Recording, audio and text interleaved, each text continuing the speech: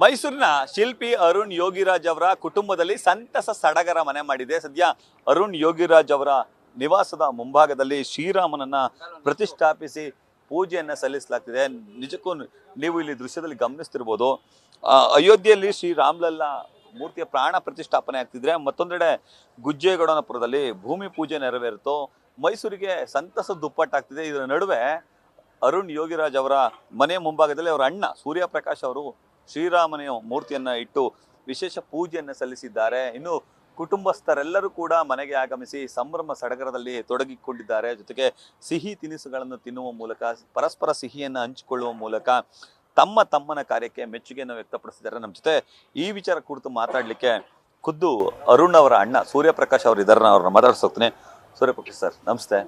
ಈಗ ಸದ್ಯಕ್ಕೆ thank you sir.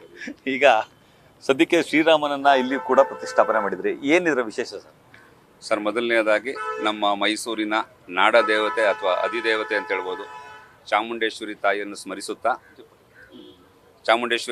ಸ್ಮರಿಸುತ್ತಾ Ramamurthy ಕೆತ್ತದಂಥ ನನ್ನ ತಮ್ಮನಿಗೂ ಹಾಗೂ ತಂಡದವರಿಗೂ ಹಾಗೂ ಈ ಕೆಲಸವನ್ನು ಕೊಟ್ಟಂಥ ಅಯೋಧ್ಯೆ ಒಂದು ಕಮಿಟಿ ಏನಿದೆ, ಹಾಗೂ ನಮ್ಮ ನರೇಂದ್ರ ಮೋದಿಯವರಾಗಿರ್ಬೋದು, ಪ್ರಧಾನಮಂತ್ರಿಯವರಾಗಿರ್ಬೋದು, ಎಲ್ಲರಿಗೂ ಕೂಡ ಹೃತ್ಪೂರ್ವಕ ಧನ್ಯವಾದಗಳು ಹಾಗೂ ಅಭಿನಂದನೆಗಳನ್ನ ತಿಳಿಸೋಕ್ಕೆ ಇಷ್ಟಪಡ್ತೀನಿ. ಅಲ್ಲಿ ರಾಮಲಲ್ಲಾ ಮೂರ್ತಿ ಪ್ರತಿಷ್ಠಾಪನೆಯ ಟೈಮ್ನಲ್ಲಿ ಒಂದು ರಾಮರ ಒಂದು ಮೂರ್ತಿಯನ್ನು ಮನೇಲಿ ಇದ್ದಿದ್ದನ್ನು ನಮ್ಮ ಮೈಸೂರಿಗರಿಗೆ ಎಲ್ಲರಿಗೂ ಕೂಡ ಆಶೀರ್ವಾದ ಸಿಗಲಿ ಅಂತ ನಮ್ಮ ಮನೆಯವರೆಲ್ಲ ಹೇಳಿದ್ರು. ಆದ್ದರಿಂದ ಒಂದು ಸ್ಥಾಪನೆ ಮಾಡಿ. ನೀವು ಕೂಡ ಮೈಸೂರಿನಲ್ಲಿ ರಾಮನ ದರ್ಶನ ಮಾಡಿಸ್ತಿದ್ರಿ? ಖಂಡಿತವಾಗ್ಲೂ ಸರ್. ಎಷ್ಟು ಖುಷಿ ಆಗ್ತಿದೆ ಸರ್ ತಮ್ಮನ ಈ ಕಾರ್ಯ? ಸರ್, ಇದು ಎಷ್ಟು ಹೇಳಿದ್ರು ಕಡಿಮೆನೆ. ಯಾಕೆ ಅಂತಂದರೆ ಸರ್, ಮೊದಲನೇದಾಗಿ ಈ ಒಂದು ಕೆಲಸ ಸಿಗೋದೇ ಭಾಳ ಕಷ್ಟ. ನಾನು ಎಷ್ಟೋ ಸತಿ ಹೇಳಿದ್ದೀನಿ. ಆ ಒಂದು ಕೆಲಸ ಸಿಕ್ಕಿ ಇವತ್ತು ಸ್ಥಾಪನೆ ಆಗ್ತಾ ಇದೆ ಅಂತಂದರೆ ಇವತ್ತೆಲ್ಲ ರಾಮಮಯ ಅಂತಂದರೆ ರಾಮನ್ನ ನೆನೆದವರು ಇಲ್ಲ ಇವತ್ತು. ಅಂಥ ಒಂದು ರಾಮನ್ನ ತಮ್ಮ ಕೆತ್ತಿದ್ದೇನೆ ಅಂತಂದ್ರೆ ಅದಕ್ಕಿಂತ ಸಂತೋಷ ಇನ್ನೇನಿದೆ ಸರ್. ಸರ್, ಮೈಸೂರಲ್ಲಿ ಸಂಭ್ರಮ ದುಪ್ಪಟ್ಟಾಗ್ತಿದೆ. ಮತ್ತೊಂದೆಡೆ ರಾಮ ಮಂದಿರ ಅಂದ್ರೆ ಶಿಲಾನ್ಯಾಸ ಕಾರ್ಯಕ್ಕೆ ಕೂಡ ಇವತ್ತು ಅಡಿಗಲನ್ನು ಹಾಕ್ಲಾಯ್ತು. ಮನೆಯಲ್ಲಿ ಕೂಡ ವಿಶೇಷ ಪೂಜೆಯನ್ನು ಸಲ್ಲಿಸ್ತಿದ್ರಿ. ಮೈಸೂರಿನಾದ್ಯಂತ ಎಲ್ಲರೂ ಆರಾಧಿಸ್ತೀರಿ ಸರ್?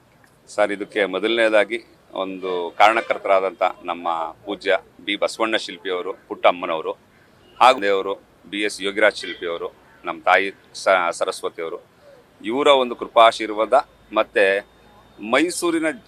ಮೈಸೂರಿನ ಪ್ರೀತಿಯ ಜನಗಳ ಆಶೀರ್ವಾದ ಅಂತ ಹೇಳೋದಕ್ಕೆ ಈ ಸಂದರ್ಭದಲ್ಲಿ ತುಂಬ ಹೆಮ್ಮೆ ಪಡ್ತೀನಿ ಸರ್, ಇಷ್ಟಪಡ್ತೀನಿ. ಒಂದಷ್ಟು ಭಾವುಕರಾಗ್ತಿದ್ರಿ ಸರ್? ಸರ್, ಯಾಕೆ ಅಂತಂದರೆ ಹೇಳೋದಕ್ಕೆ ಅಸಾಧ್ಯ ಸರ್. ಯಾಕೆಂದರೆ ರಾಮಮೂರ್ತಿ ಸ್ಥಾಪನೆ ಆಗ್ತಾ ಇದೆ ಅಂತಂದು ಕೇಳೋದಕ್ಕೆ ಒಂದು ಆನಂದ. ನನಗೆ ಹೆದರಿಕೆನೇ ಈಗ ಅವತ್ತು ಮಾತಾಡೋದಕ್ಕೆ ಆಗ್ತಲ್ಲ. Thank you sir. ಇದಿಷ್ಟು ಶಿಲ್ಪಿ ಅರುಣ್ ಯೋಗಿರಾಜ್ ಅವರ ಸಹೋದರ ಸೂರ್ಯಪ್ರಕಾಶ್ ಅವರ ಮಾತುಗಳು. ನನ್ನ ತಮ್ಮನ ಕಾರ್ಯ ನಿಜಕ್ಕೂ ಮೆಚ್ಚುಗೆ ತಂದಿದೆ ಅನ್ನೋ ಮಾತುಗಳನ್ನು ಹೇಳುವುದರ ಜೊತೆಗೆ ಪೂರ್ವಜರು ಮಾಡಿದ ಪುಣ್ಯ, ಆ ಕಾರಣಕ್ಕಾಗಿ ನಾವು ಮೈಸೂರಿನಲ್ಲಿ ರಾಮನ ದರ್ಶನವನ್ನ ಮಾಡಿಸ್ತಿದ್ದೀವಿ. ಮೈಸೂರಿನ ಜನತೆಗೆ ಆ ಒಂದು ಸದಾವಕಾಶವನ್ನ ಕಲ್ಪಿಸಿಕೊಡುವಂತಹ ಕೆಲಸಕ್ಕೆ ಮುಂದಾಗಿದ್ದೀವಿ ಎಂಬ ಮಾತುಗಳನ್ನು ಹೇಳ್ತಿದ್ದಾರೆ. ಕ್ಯಾಮರಾ ಪರ್ಸನ್ ವಿನಯ್ ಜೊತೆ Ravi Pandavapura, news first, Mysuru. News first, ನಿರ್ಭೀತಿಯಿಂದ ನಿಮ್ಮ ಪರವಾಗಿ.